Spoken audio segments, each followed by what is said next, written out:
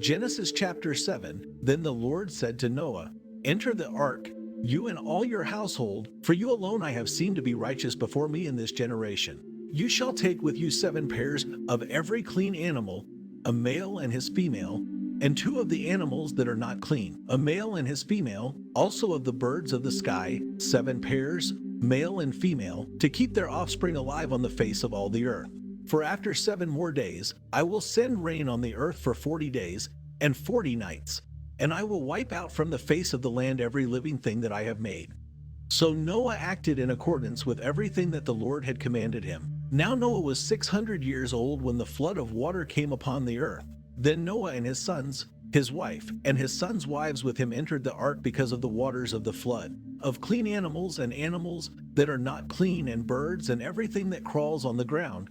They all went into the ark to Noah by twos, male and female, as God had commanded Noah. Now it came about after the 7 days that the waters of the flood came upon the earth. In the 600th year of Noah's life, in the 2nd month, on the 17th day of the month. On that day all the fountains of the great deep burst open, and the floodgates of the sky were open.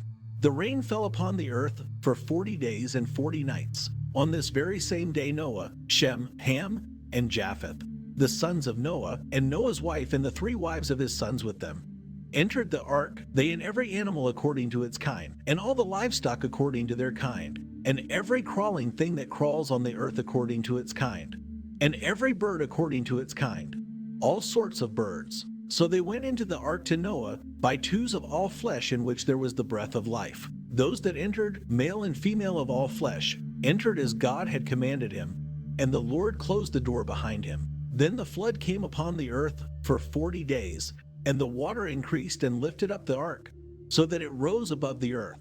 The water prevailed and increased greatly upon the earth, and the ark floated on the surface of the water. And the water prevailed more and more upon the earth, so that all the high mountains everywhere under the heavens were covered.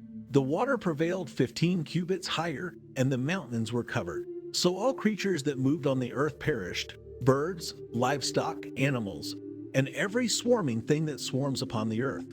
And all mankind, of all that was on the dry land, all in whose nostrils was the breath of the Spirit of life, died. So he wiped out every living thing that was upon the face of the land, from mankind to animals, to crawling things, and the birds of the sky, and they were wiped out from the earth, and only Noah was left, together with those that were with him in the ark. The water prevailed upon the earth for 150 days.